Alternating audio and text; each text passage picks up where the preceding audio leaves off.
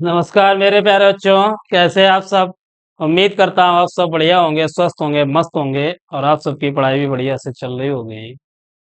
तो आज एक और नई वीडियो में हम लेके आए हैं आपकी कक्षा 10 की गणित में, जिसमें आपका चैप्टर आज से स्टार्ट हो रहा है 11 अध्याय आपका वृत्तों से संबंधित क्षेत्रफल। तो अभी तक आपके 10 चैप्टर कंप्लीट हो चुके हैं। अब ये चैप्टर आपका वृत्तों से संबंधित क्षेत्रफल। तो जो भी पिछले वीडियो हैं वो आपके अपने channel perfect coaching centre maths पर उन सभी की हमने एक प्लेलिस्ट बना रखी है। तो आप चैनल पर नए हैं अगर, तो प्लीज हमारे चैनल को सब्सक्राइब करें, जिससे आगे आने वाली प्रत्येक वीडियो का नोटिफिकेशन आपको सबसे पहले प्राप्त हो। और जो भी पिछले वीडियो हैं उस प्लेलिस्ट पर जाकर आप उन सभी वीडियोज का अध्ययन करें, जिससे आपके आने वाले बोर्ड एग्जाम के लिए बेहतर तैयारी हो और आप अच्छे से अच्छे अंक अर्जित करें। चलिए, वृत्तों से संबंधित क्षेत्रफल में आपको कुछ पहले कॉमन जानकारी देंगे। इसके बाद में सीधे हम जो आपकी एक्सरसाइज 11A है उस पर चलेंगे। तो देखिए, वृत्त आप सभी देखा है, अपने दैनिक जीवन में हम सभी देखते हैं कि वृत्त से संबंधित जैसे पहिया है, चूड़ी है, दीवाल घड़ियां हैं, या जो हाथ में पहनते हैं हम ब्रूंच, कड़ा बोलते हैं जिसे, ये सभी कैसे होते हैं, वृत्ताकार। इन सभी को हमने देखा कि कैसे होते हैं, वृत्ताकार। तो इस चैप्टर में हम सभी इस आकार के, जैसे चूड़ी है तो चूड़ी का हमें क्षेत्रफल ज्ञात करना है। तो इन सभी आकारों में हम क्या करेंगे, यहाँ पर परिधि ज्ञात करेंगे और उसका क्षेत्रफल ज्ञात करेंगे। तो पहले देखिए, एक चित्र बनाते हैं हम। चित्र के माध्यम से आपको बताते हैं कि ये हमारे पास एक वृत्त है जिसका केंद्र O है। O केंद्र का एक वृत्त बना रखा है हमने। अब देखिए, यहाँ पर जब पॉइंट हम इधर से इस रेखा को ऐसे मिला देते हैं, तो जो A और B नामकरण कर देते हैं, तो जो AB रेखा होगी आपकी, इसे हम बोलते हैं डायमीटर या व्यास।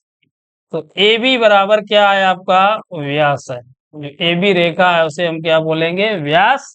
जैसे हम D डायमीटर बोलते हैं, D से प्रदर्शित करते हैं डायमीटर। और डायमीटर का जो पहला अक्षर है D, तो D से हम व्यास को प्रदर्शित करते हैं।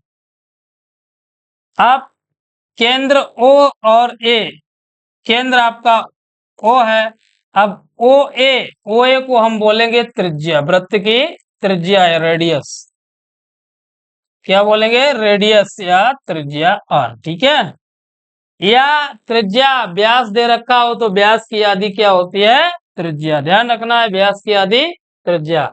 अब इस गोले के अंदर का संपूर्ण भाग, जो भी गोला के अंदर आपको भाग ये दिख रहा है, इसे हम बोलते हैं परिधि। क्या बोलते हैं, परिधि।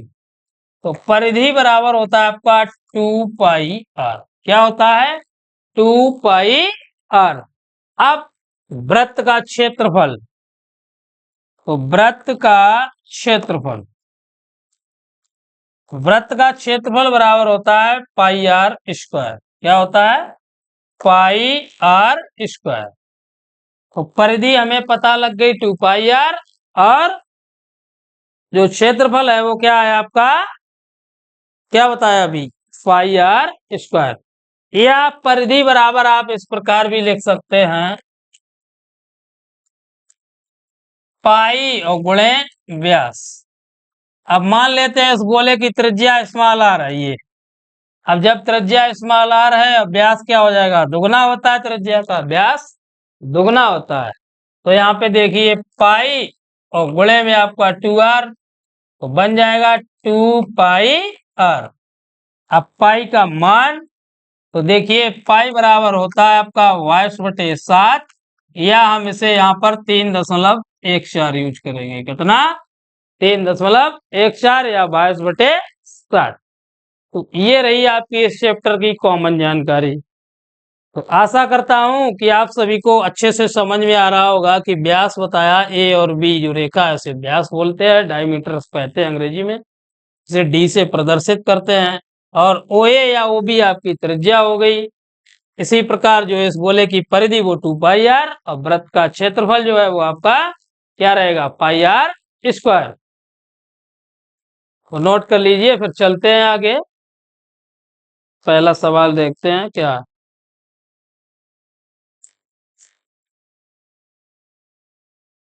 चलिए नेक्स्ट पहुंचिए सीधे उस सवाल पर, क्या है देखिए। प्रश्नावली जो 11 ए है, सॉरी यहाँ पर 12 है, 11 ए। तो दो वृत्तों के त्रिज्याएं क्रमशः 8 सेंटीमीटर हैं और 6 सेंटीमीटर। तो उस वृत्त की त्रिज्या ज्ञात कीजिए जिसका क्षेत्रफल इन दोनों वृत्तों के क्षेत्रफल के योग के बराबर है। तो हम पहले वृत्त की त्रिज्या, पहले वृत्त की त्रिज्या, जिसे हम R1 से प्रदर्शित कर रहे हैं, R1। तो R1 बराबर मान लेते हैं आपका दे रखा है 8 सेंटीमीटर। इसी प्रकार दूसरे वृत्त की त्रिज्या आपकी R2 बराबर है आपकी 6 सेंटीमीटर। अब लिखा है कि उस वृत्त की त्रिज्या ज्ञात कीजिए जिसका क्षेत्रफल इन दोनों वृत्तों के क्षेत्रफल के योग के बराबर है। तो देखिए, नए वृत्त का क्षेत्रफल बराबर पहले वृत्त का क्षेत्रफल प्लस दूसरे वृत्त का क्षेत्रफल। दूसरे वृत्त का क्षेत्रफल। तो पहले वृत्त का क्षेत्रफल पाई आर स्क्वायर बताया अभी आपको, पाई में गुणे त्रिज्या लिख लीजिए। आर मीन्स त्रिज्या, तो त्रिज्या का स्क्वायर बराबर इधर पाई R1 स्क्वायर प्लस हो जाएगा पाई R2 स्क्वायर। तो पाई उधर से कॉमन है तो पाई इंटू, इसे त्रिज्या ऐसा ही लिखे रहने दो, बराबर पाई कॉमन हो जाएगा R1 स्क्वायर प्लस हो जाएगा आपका R2 स्क्वायर। पाई से पाई कैंसिल हो गया। अब इससे आगे जब हल करेंगे तो त्रिज्या का वर्ग बराबर R1 का मान है 8 सेंटीमीटर, 8 का वर्ग प्लस 6 का वर्ग। तो 8 का वर्ग 64 प्लस 6 का वर्ग 36। 64 और 36 आपका 100 हो जाएगा। तो यहाँ से त्रिज्या का वर्ग जब हटाएंगे तो उधर वर्गमूल क्या हो जाएगा, 10 सेंटीमीटर। तो जो नए वृत्त की त्रिज्या है वो कितनी प्राप्त हुई, 10 सेंटीमीटर। तो चलिए कर लीजिए जल्दी से नोट।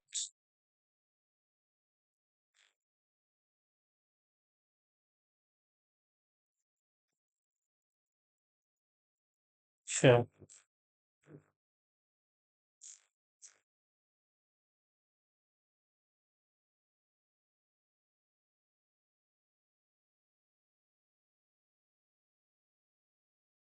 हो गया। ओके, देखते हैं दूसरा।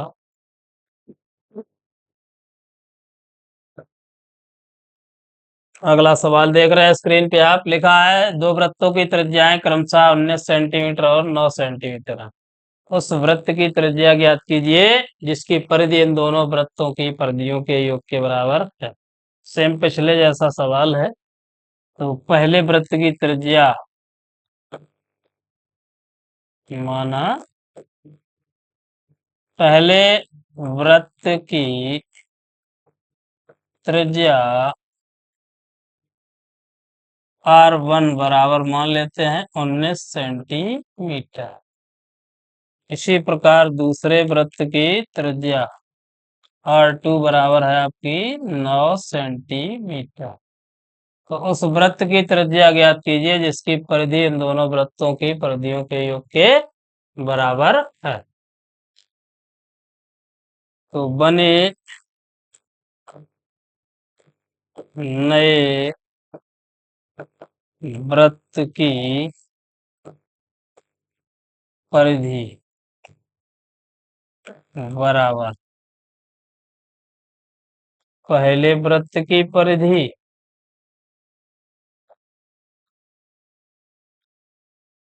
प्लस दूसरे वृत्त की परिधि।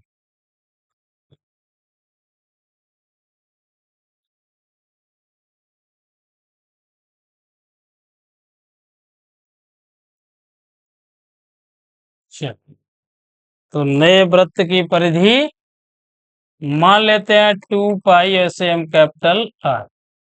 ये हो जाएगी आपकी 2 पाई r1 मानी है प्लस 2 पाई r2। ठीक है, r1 और r2 मानी है पहले और दूसरे वृत्त के लिए। अब यहाँ से देखिए 2 पाई r और इधर से 2 पाई आपका सेम है, कॉमन हो जाएगा r1 प्लस r2। तो 2 पाई से 2 पाई कैंसिल, r बराबर r1 प्लस r2। r1 का मान कितना है 19 प्लस r2 का मान 9। तो कैपिटल आर जो नए वृत्त है उसकी त्रिज्या हमें प्राप्त हो गई 28 सेंटीमीटर। 28 सेंटीमीटर। आशा करता हूँ आप सभी को अच्छे से समझ में आया होगा। कर लीजिए नोट जल्दी से।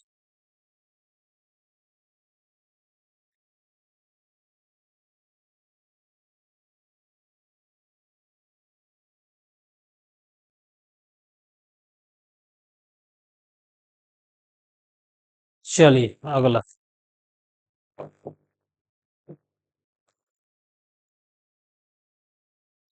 देखिए, अच्छा सवाल है कि किसी कार के प्रत्येक पहिए का व्यास दे रखा है 80 सेंटीमीटर। यदि यह कार 66 किलोमीटर पर घंटा की चाल से चल रही है तो 10 मिनट में प्रत्येक पहिया कितना चक्कर लगाएगा। तो कोई कार है, उसके प्रत्येक पहिए का व्यास 80 सेंटीमीटर है और कार की जो स्पीड है वो 66 किलोमीटर प्रति घंटा है। तो 10 मिनट में हमें पहिया कितना चक्कर लगाएगा ये पूछा गया है कि प्रत्येक पहिया कितने चक्कर लगाएगा। तो पहिए का व्यास बराबर दे रखा है हमें,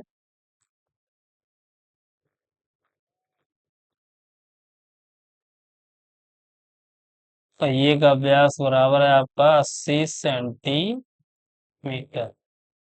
तो इसकी त्रिज्या हो जाएगी 40 सेंटीमीटर। ठीक है, त्रिज्या कितनी हो गई 40 सेंटीमीटर। अब पहिए द्वारा चली गई दूरी, पहिए द्वारा एक चक्कर में चली गई दूरी। अब पहिए द्वारा एक चक्कर में चली गई दूरी क्या हो जाएगी, पाई इंटू व्यास। पाई इंटू व्यास क्या हो जाएगी, पाई इंटू व्यास। तो पाई और व्यास कितना है आपका 80। तो कितना आंसर हो जाएगा 80 पाई। कितना हो गया 80 पाई। पाई का मान रखना चाहे तो रख सकते हैं आप। तो 22/7 और गुणा 80 हो जाएगा 22×8 = 176, 1760/7। चलिए, तो पहिए का व्यास जो हमें प्राप्त हुआ, सॉरी चली गई दूरी 1760/7 सेंटीमीटर। अब कार की चाल, कार की चाल कितनी है 66 किलोमीटर पर हावर। 66 किलोमीटर प्रति घंटा चाल है। अब इसे हमें सेंटीमीटर और मिनट में कन्वर्ट करना है। तो किलोमीटर को मीटर में जब चेंज करते हैं तो 1000, तो सेंटीमीटर में या तो कितना हो जाएगा 1,00,000। तो देखिए पहले से परिवर्तित करेंगे तो 66 गुणे किलोमीटर को मीटर में 1000 का गुणा इंटू सेंटीमीटर के लिए 100 अपान में घंटे में मिनट के लिए 100, 60 का भाग। ठीक है, मिनट के लिए 60 का भाग। तो इसे अब हल कर लेते हैं। तो 0 से 1 0 कैंसिल, 6 तो 1 2 3 4 0 और 11 है। तो 1 2 3 4। तो जो कार की चाल आई है आपकी वो 1,10,000 सेंटीमीटर प्रति मिनट। कितनी है 1,10,000 सेंटीमीटर पर मिनट। तो कार की चाल तो हमें ज्ञात हो गई कितनी, 1,10,000 सेंटीमीटर पर मिनट। अब कार द्वारा 1 मिनट में तय की गई दूरी कितनी है आपके पास, 1,10,000। कार द्वारा 1 मिनट में तय की गई दूरी कितनी है, 1,10,000। इकाई, दहाई, सैकड़ा, हजार, 10,000, लाख। 1,10,000 सेंटीमीटर। अब इसी प्रकार जब 10 मिनट में, तो कार द्वारा 10 मिनट में तय की गई दूरी 10 का गुणा कितने का, 10 का, तो बन जाएगा इकाई, दहाई, सैकड़ा, हजार, 10,000, लाख, 10 लाख। क्या इतना, 11 लाख। ठीक है, कितना, 11 लाख सेंटीमीटर। अब पूछा क्या गया हमसे कि पहिए द्वारा कुल चक्रों की संख्या। तो पहिए द्वारा कुल चक्रों की संख्या पूछी गई है, ऊपर का रेज किए देते हैं, नोट कर लीजिए जल्दी से। चलिए देखते हैं।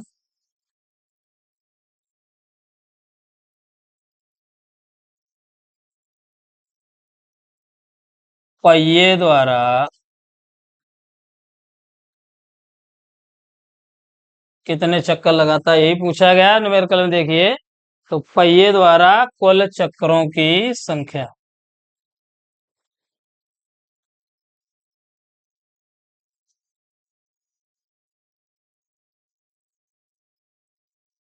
पहिए द्वारा कुल चक्रों की संख्या, तो 10 मिनट में तय की गई दूरी, 10 मिनट में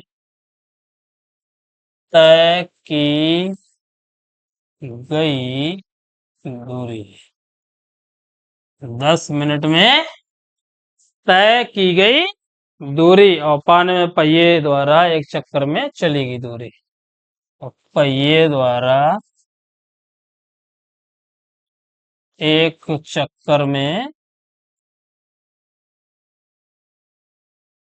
चली गई दूरी। अब 10 मिनट में तय की गई दूरी ये हमारे सामने है।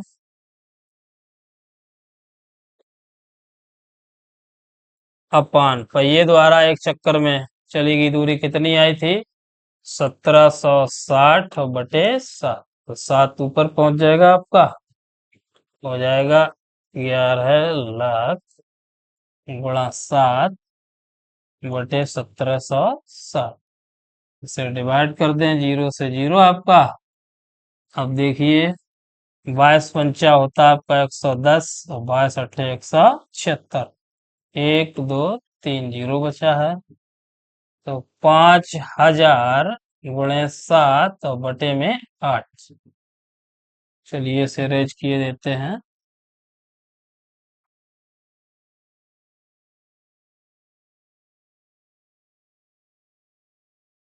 चल, तो अब इसे आगे हल करेंगे हम। तो ये है आपका 5,000 गुणे 7 और बटे 8। तो इसे 4 से डिवाइड कर लीजिए। तो 4 एकम 4 बचेगा 1, हो जाएगा 4 दूना 8, बचेगा 2, 4 पंचे 20, और 4 दूना 8। या और इसे हल करते हैं तो 1250 बटे 2 गुणे 7। लूशंग 12, 2 दूना 4, 2 पंचे 10। 625 गुणे 7, 7 पन्ना 35, हासिल 3 हो गया, 7 दूनी 14, 3 17, हासिल 1, 7 छंगा 42 और 1 4375। तो एक पहिए द्वारा चक्कर की संख्या कितनी है, 4375, मतलब 4,375 चक्कर लगाए। चलिए कर लीजिए जल्दी से नोट।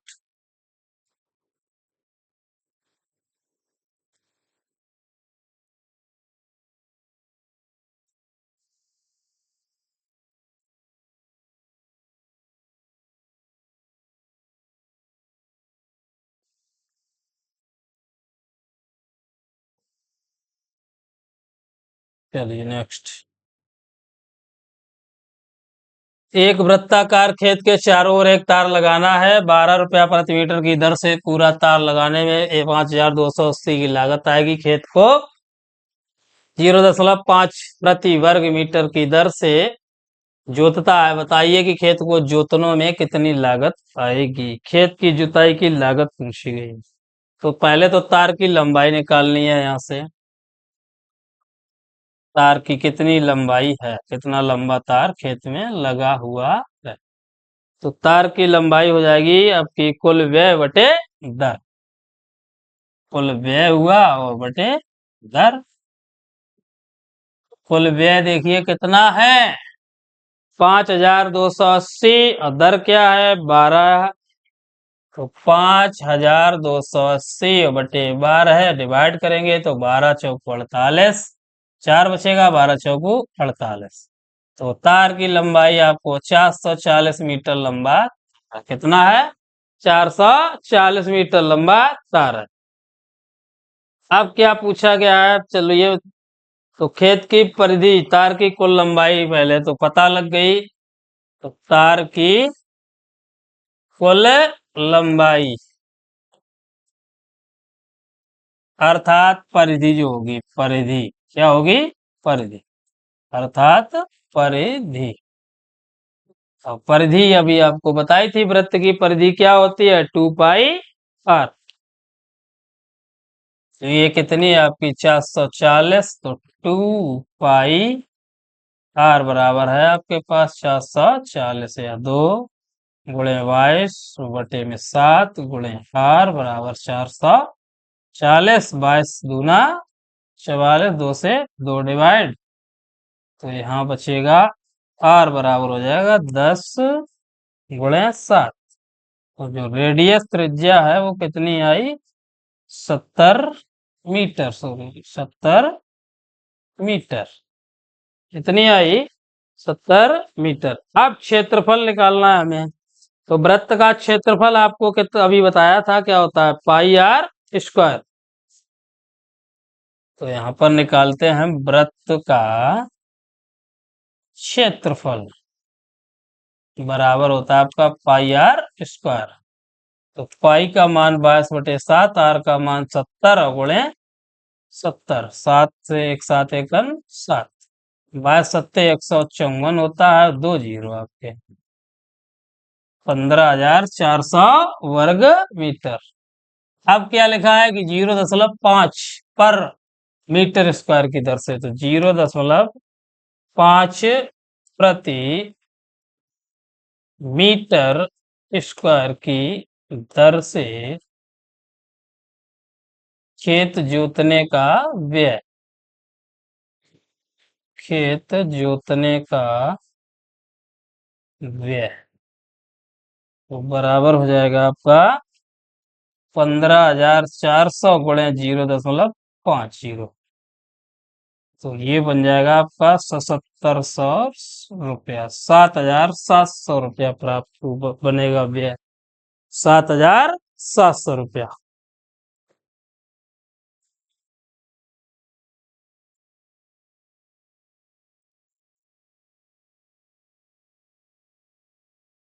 चलिए नेक्स्ट। हो गया नोट, कर लीजिए जल्दी से।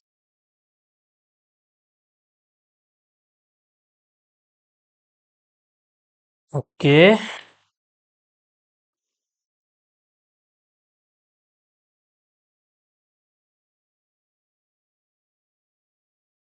अगला सवाल है कि एक दौड़ने वाला मार्ग वलयाकार है, वलय के आकार का है, गोला वृत्ताकार। इसकी अंतः परिधि 440 और बाह्य परिधि है आपकी 506 मीटर। मार्ग की चौड़ाई ज्ञात कीजिए और उसका क्षेत्रफल भी ज्ञात कीजिए।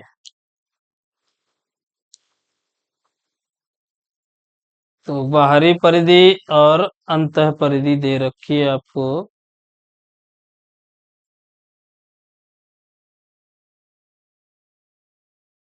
तो बाहरी परिधि हमारे पास कितनी है, सॉरी 506 मीटर। कितनी है 506 मीटर।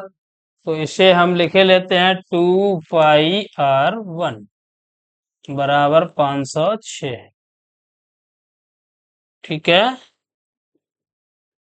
इसे जब हल करेंगे अगर, चलिए हल ही किए देते हैं। 22/7 गुणे R1 बराबर 506। 22 से डिवाइड हो जाएगा, सॉरी नहीं होगा। चलिए इसी प्रकार से बना 2πr1 बराबर आपका है 506। आगे हल करेंगे, या यहाँ से R1 बराबर जब निकालेंगे तो 506 और पान में 2π। इसी प्रकार जो अंतः परिधि है, अंतः परिधि बराबर है आपकी 440 मीटर। 440 मीटर। तो 2πr2 बराबर हो जाएगा 440, या R2 बराबर हो जाएगा आपका 440 और बटे में 2π। अब वृत्ताकार मार्ग की चौड़ाई पूछी गई है। तो वृत्ताकार मार्ग की चौड़ाई को, जिसे हम R1 माइनस R2 बाहरी परिधि में से अंतः परिधि घटा देंगे, पता लग जाएगा। तो बाहरी परिधि का मान देखिए कितना है आपके पास, 506 बटे 2π माइनस का 440 बटे 2π। तो एलसीएम आपका 2π हो जाएगा। अब 506 माइनस 440 कितना बचेगा, घटाइए जल्दी से, 66। अब पाई का मान यूज कर लेते हैं यहाँ पर। तो 66 बटे 2 गुणे 22/7, 7 ऊपर चले जाएगा। तो 66 गुणा 7 और बटे 2 गुणा 22, तो 22 तिया 66, 7 तिया 21 बटे 2 बराबर हो जाएगा आपका 10.5 मीटर। तो वृत्ताकार मार्ग है, इसकी चौड़ाई कितनी मिली हमें, 10.5 मीटर। कितनी हो गई, 10.5 मीटर। अब वृत्ताकार मार्ग का क्षेत्रफल निकालना है हमें।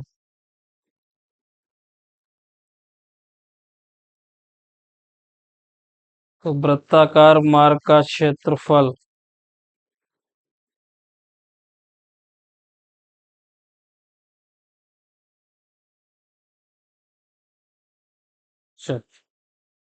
तो वृत्ताकार मार्ग का क्षेत्रफल πr1² माइनस πr2²। तो यहाँ से देखिए पाई तो कॉमन हो जाएगी आपकी, R1 का मान हमारे पास है 506 बटे 2π का स्क्वायर, और इधर माइनस का 440 और बटे में 2π का होल स्क्वायर। तो इससे वर्गांतर का फार्मूले से हल कर लेते हैं। A² माइनस B² बराबर होता है आपका A प्लस बी और A माइनस। तो इसमें वर्गांतर का फार्मूला जब लगाएंगे हम, तो pi into A plus B, तो 506/2π प्लस का 440/2π। इसी प्रकार दूसरे ब्रैकेट में हो जाएगा 506/2π माइनस का आपका हो जाएगा 440/2π। चलिए अब आगे जब इधर हो गया नोट, इधर हल किए देते हैं इसे।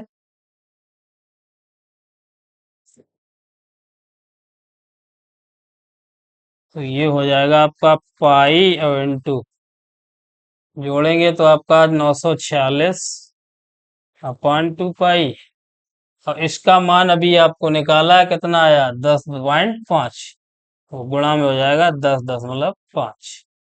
अब चलिए पाई से आपका पाई कैंसिल, इसे 2 चौकू 8, 2 सत्ते 14, 2 तिया 6। तो 473 गुणे आपका बचा 10.5। 473 गुणे 10.5। अब इसका गुणा करेंगे तो गुणा कर लीजिए 4966.5। 4966.5 मीटर स्क्वायर। चलिए नोट कर लीजिए जल्दी से।